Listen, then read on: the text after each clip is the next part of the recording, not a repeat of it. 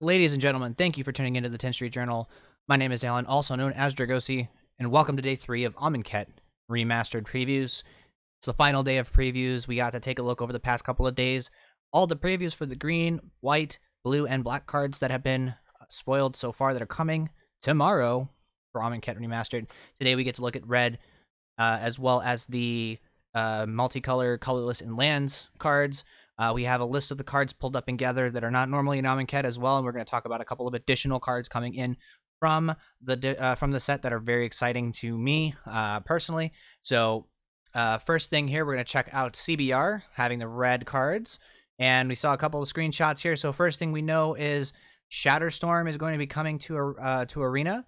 So Shatterstorm here is, it's a 4-mana sorcery, destroy all artifacts. They cannot be regenerated. Pretty sweet card. As far as its application here, not too huge, I don't think.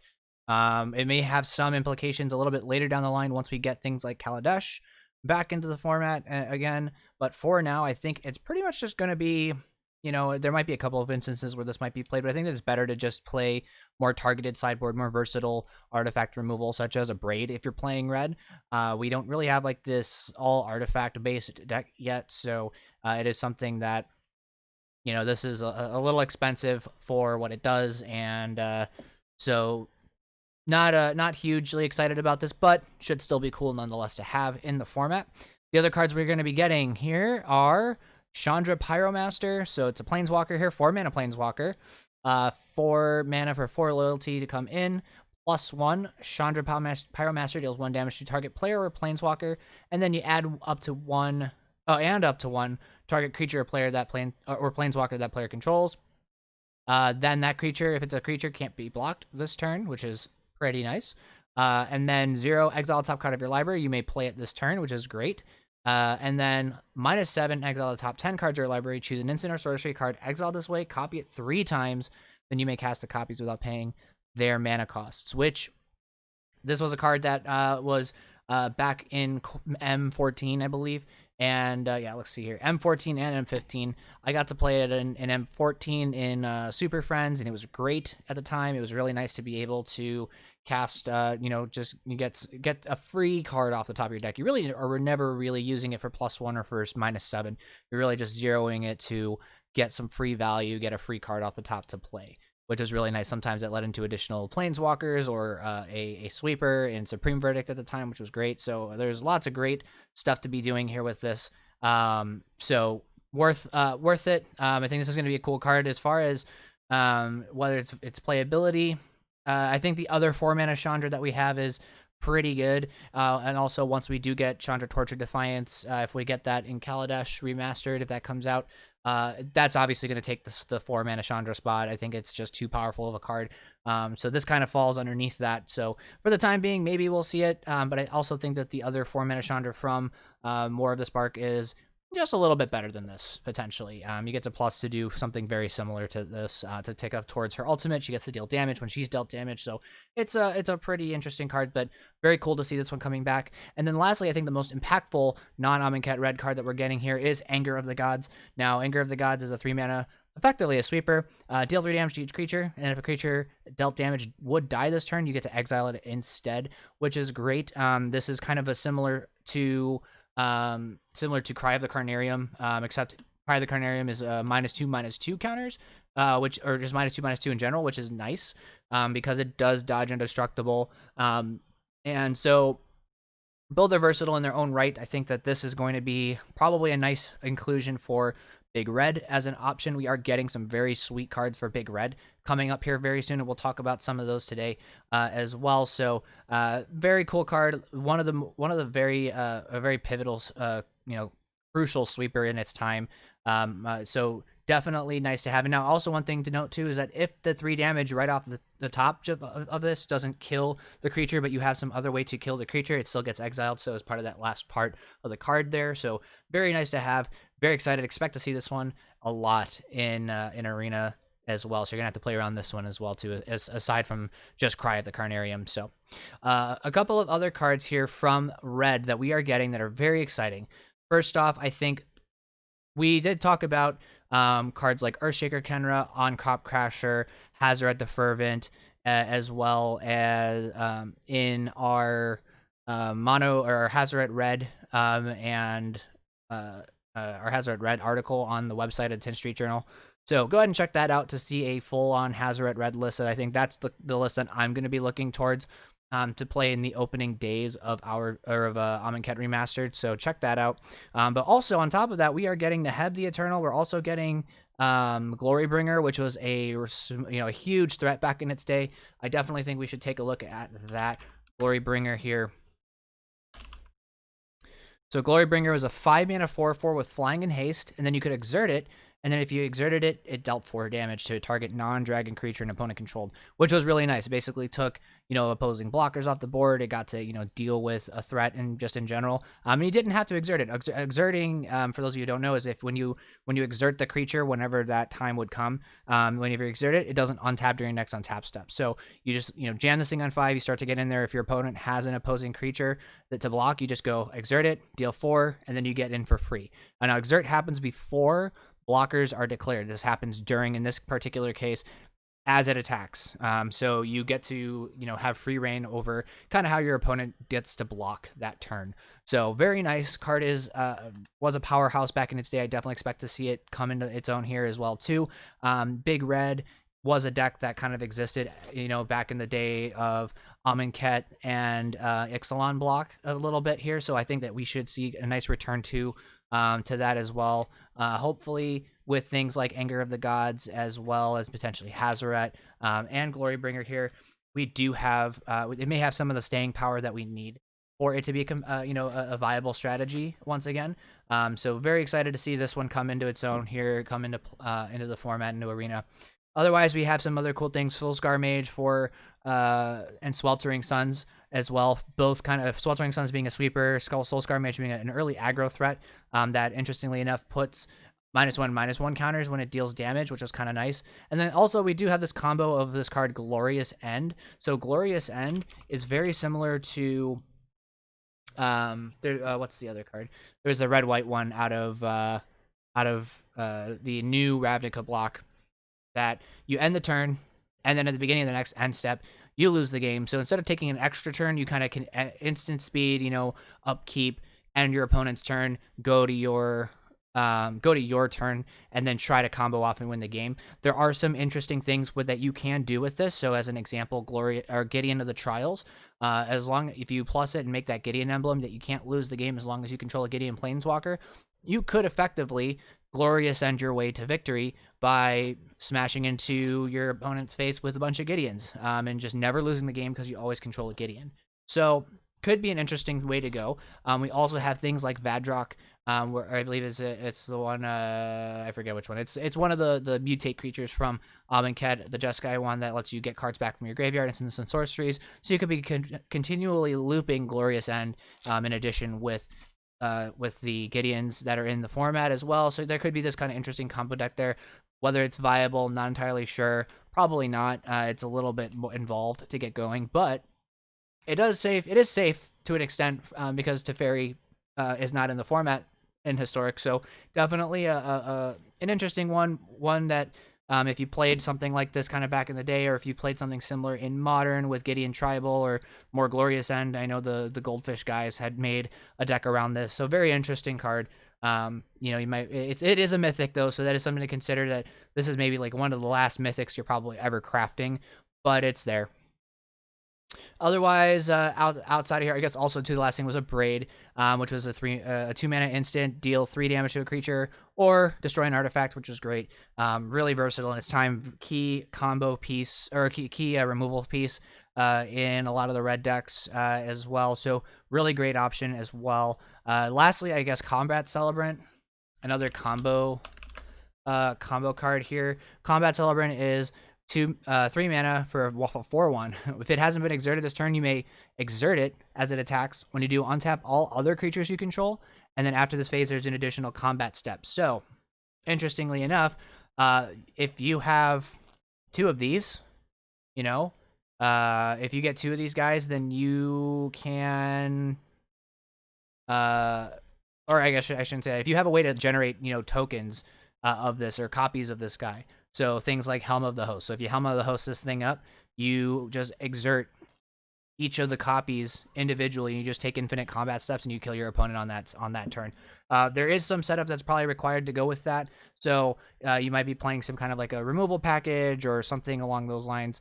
But still a really cool combo. Definitely one that we have available to us, and it should, you might see it as like a tier 5 strategy, but it's going to get you sometimes if people decide they want to play it. I mean, Helm of the Host is a big investment. It's a 4 mana artifact that costs 5 to equip, so it's pretty huge. A lot to that, like I said, a lot that goes into this combo, but very cool combo in of itself. So very cool. Now that's all of the red cards I think that are really kind of worth mentioning here. There's a couple of other ones I did forget. But we'll you can just definitely take a look at some of the stuff for yourself. Magma Spray, Hour of Devastation, Harsh Mentor as well. So cool stuff coming out of the red. Very powerful set of red cards coming in. Now, as far as the other stuff from Forbes, we have our again, colorless, multicolor, as well as hold on, third piece of okay.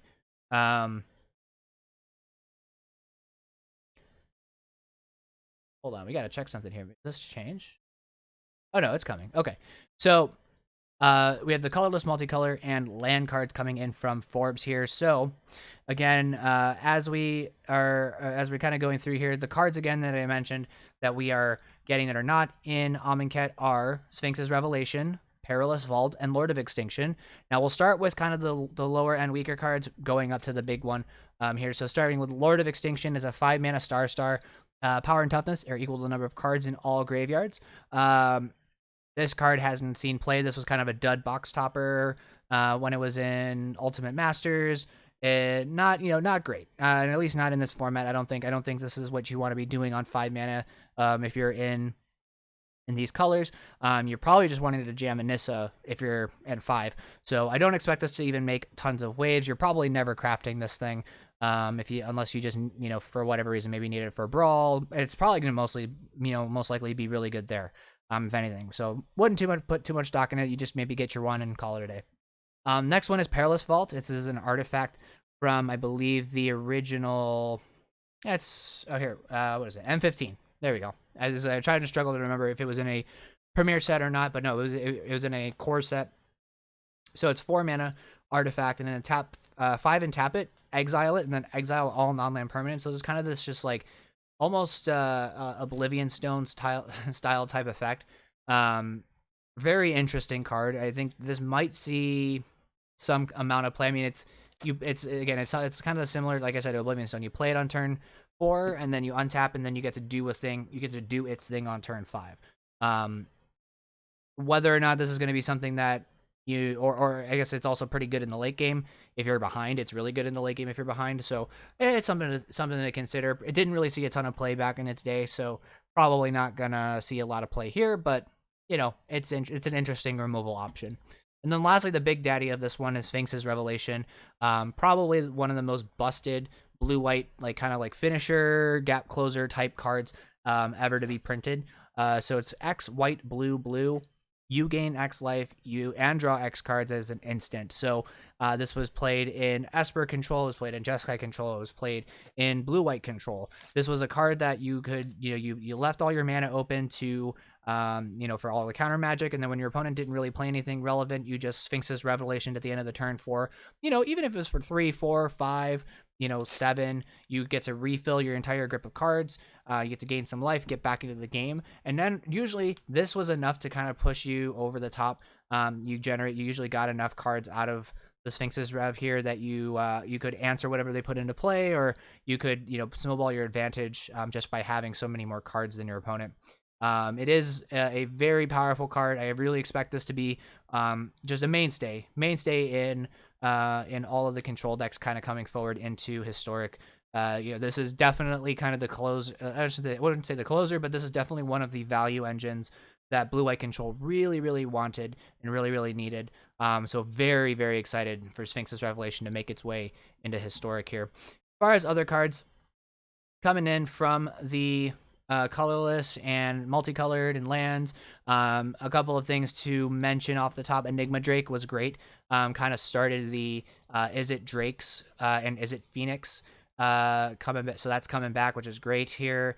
Also, where did you go? Aha, Perilous God Pharaoh. We actually have this one pulled up. Perilous God Pharaoh. So it's a 7-mana planeswalker, 4 and Grixis, +2.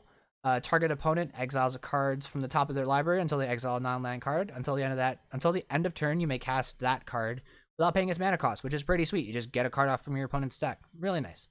+1, each opponent exiles 2 cards from their hand, which is great. You start ripping cards apart from ripping their hand apart. -4, Perilous God Pharaoh deals 7 to target opponent, creature an opponent controls, or a planeswalker that an opponent controls. And then -12, exile each non-land permanent your opponent's control. Usually you're just +2ing this all the way up a bunch. You're never really wanting to you're never really kind of wanting to -12, I guess, unless you have like maybe lethal and you're kind of in this attrition game. You could be -4ing to deal 7 to something if you needed to. But most likely you're just either plussing this to rip cards out of your opponent's hand, or you're plussing this to get cards from their library. This card was awesome. It started to see some play kind of towards the tail end of its time in Standard, I believe, if I remember correctly. But it's a super sweet card, and I expect that with kind of the suite of Nicol Bolas's that we have, this is going to be a sweet card to play in that Grixis control deck as that top end finisher. So expect this one. This was a card that was loved by a lot of people. Going back here, we have also Nissa, Steward of Elements, the first planeswalker to have an X in her cost, and X as her starting loyalty ability, which was great. That was really cool to see. We also got the Locust God, which was just super cool. We'll actually pull that one up. We'll actually look at all of the gods. The Locust God.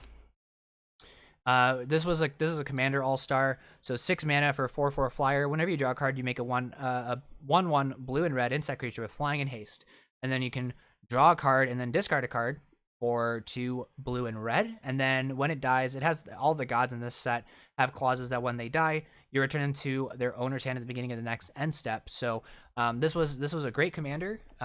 This is probably going to be super huge in Brawl. It didn't see a ton of play in Standard for the most part. But this may, there may be some ways where this is this might be a really sweet card to play. There have been some, random draw 2 decks that have been floating around, Teamer draw 2. So this might be a card that they want to see, just because you just get to generate so much tokens out of this. But sweet card to come through. Gonna be great for Brawl.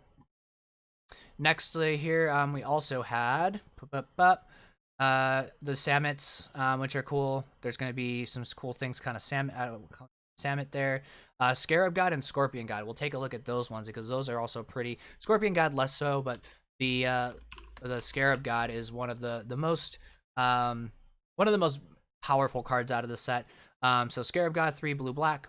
At the beginning of your upkeep, each opponent loses X and use Scry X, where X is the number of zombies you control. And then 2 blue black, exile target creature card from a graveyard. Create a token copy of it, except it's a 4/4 black zombie. And then it has the dies clause where it goes back to your hand. Incredible card. Very powerful.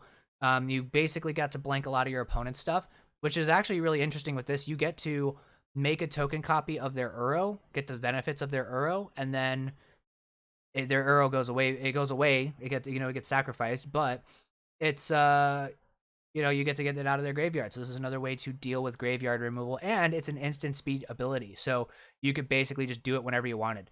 Really awesome card, very powerful. I expect this is going to make its way as a card in Esper control, or there maybe it slots into Sultai really nicely.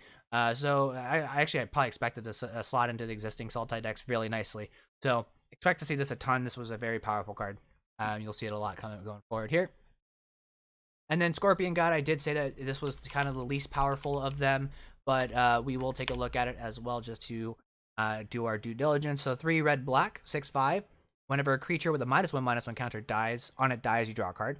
And then 1 black red, put a -1/-1 counter on another target creature. So kind of this interesting little like removal type of creature. It's a lot of, unless you're building a deck kind of around -1/-1 counters, This really isn't going to do a whole ton for you. It's a big investment of 8 mana to potentially play this and then potentially kill a creature, maybe more if you needed to activate that ability more times than one just to draw one card. So I don't expect this to see a ton of play. It wasn't really played at all when it was in standard. So this might be again a more of a brawl type card. Otherwise, now getting into some of the other let's see, colorless cards here. So the kind of some of the most important colorless cards to come out of this here, God Pharaoh's Gift and Hollow One. We do have Hollow One pulled up, so we'll look at God Pharaoh's Gift first. So this is a 7 mana artifact. At the beginning of your combat on your turn, you exile the creature from your graveyard, and then you make it a 4/4 token that gains haste. So this also helped with like ETB effects, dice triggers as well, which were relevant here. So this was a big player in standard. There was some very powerful things you could reanimate. So as an example, if you reanimated an Ulamog, you didn't get its cast trigger, but you did get its attack trigger to exile 20 cards. Pretty powerful. So this, I expect a lot of people loved this card as well too, so expect to see this one come through. Now Hollow One, this is one of the most impactful cards I think out of the colorless cards, out of the artifacts. So it's 5 mana for 4/4, and it costs 2 less for each card that you've cycled or discarded this turn, and then it also itself has cycling for 2. Now this is a card that is going to slot it straight into the New Perspectives combo deck, into that cycling deck that we kind of talked about yesterday. So and this is also again one of the more powerful, or for a time at least, was a very powerful strategy in Modern. Expected it's going to be very powerful here. We're going to be seeing turn potentially turn, maybe not turn 1 Hollow Ones, but we're probably going to see a slew of Hollow Ones kind of drop themselves onto the board on turn maybe 3 or 4 with all of the 1 mana cycling cards that are in Ikoria. So this is going to be a really powerful tool for those decks, and expect again that to rise up the ranks in its tier list and just its power overall once this drops. Otherwise, we get things like we get Mirage Mirror as kind of one of those really cool brawl cards. This one it's a 3 mana artifact, costs 2 to activate its ability, and it becomes a copy of target artifact, creature, enchantment, or land until the end of turn. Super cool card. Lets you do some very interesting shenanigans with like maybe combat Celebrant or whatever. This was really cool. It's a very cool card. So this is going to be again most likely a brawl staple. It's kind of a commander all-star commander staple in a lot of decks, so very cool card to see come through here. And otherwise, the lands, we get all the cycling lands. We get the deserts as well. We do get Ramana Bruins back, which is interesting. Ramana Bruins was one of the cards, one of the lands that was banned in standard that during its time, and so it will be a mainstay, I think, in all of the red decks kind of going forward. But Ramana Bruins is a desert, doesn't come into play on tap or anything, so it's a tap to add a colorless. You could pay a life to add a red, or for 4 you can tap and sacrifice any desert, and then it deals 2 damage to each opponent. So this just kind of gave you some free reach that the red decks were, they were very powerful at the time, and so getting this additional free reach in addition to Hazoret was really, really, really strong. So I expect that we know that this is going to be seed play. Hazoret Red's going to be making a sweet comeback into the format, so this is going to be cool. Whether or not it's going to be too good, I don't know yet. I mean, this is a really, really awesome card to go into all of the red decks, in addition to Castle Lembreth, but it's going to go into goblins for sure. In addition, we're going to probably get a couple of additional deserts to go with that. Since the goblin mana base is pretty lackluster, you get to put things in like Scavenger Grounds, which also lets you exile graveyards and whatnot. So there's some very cool things here. There's also Cascading Cataracts and Crypt of the Eternals. Cascading Cataracts is the 5 color land, which it taps for colorless, but then also Cascading Cataracts taps for colorless, and then also 5, and then you can tap it to add 5 colors, 5 out of any combination of colors to your mana pool. So it was usually really good for things like Golos. You can just add Wooburg and activate this and then you activate Golos and get to play things off the top of your library. Also, not to mention it's indestructible, so that's a really sweet include here as well. And then Crypt of the Eternals was the Grixis land. Crypt of the Eternals There we go. When it enters, you gain a life and then taps for a colorless, but then also could filter for Wooburg. Or sorry, not for Wooburg, for Grixis colors, which is pretty nice as well. So this is something that I don't expect is going to be played too heavily in Historic, per se. But it's a cool card for Raw when you get those. And frankly, it may, if Grixis control is kind of powerful, maybe you see this come in as a filter. Usually filter lands are a little bit too slow if they're not, filtering for 2 like the original filter lands. But this is it's not bad, especially if you're in Grixis and you have some kind of intense color requirements. This may be there to help you out. So very cool cards. We're done with Amonkhet spoilers. The set drops tomorrow. I expect that this is probably going to release sometime around 1 o'clock, I would assume, Central Standard Time. Usually when sets release, they do kind of like a downtime, a maintenance period around 10 o'clock West Coast time, Pacific time, so 10 a.m. Pacific, and that usually lasts a couple of hours. So for us here in the Midwest, it'll probably be maybe around 1 o'clock Central Standard Time before this goes live. And again, remember, you can buy packs for this. You can do drafts, and then as well, you can just craft the cards straight up. So tons of great ways to acquire the cards and jump straight into Historic with all these new great cards. But otherwise, yeah, great stuff. Drop me a comment down below what you think of all the set so far. What you think of the cards coming in, Sphinx's Revelation, Anger of the Gods, and Nico, what do you think of the cycling deck? Do you think that's going to be really powerful? Just let me know what you think about overall, what you're excited to play, what cards you're excited to see. Like and subscribe. Appreciate that. That helps us out a ton. Join our Discord. We have a community Discord server. The link will be down in the description below. If you're a Magic enthusiast, you just want to talk Magic with some other like-minded cool people, and you want to grow as a player, as a content creator, what have you, join our Discord. We'd love to have you. And otherwise, we have a Patreon as well too. Consider subscribing to that. That helps us out a ton, helps us keep the lights on around here and make things more content for you guys as well. We have some great stuff coming up, so definitely stay tuned for that. Otherwise, thank you guys so much for watching.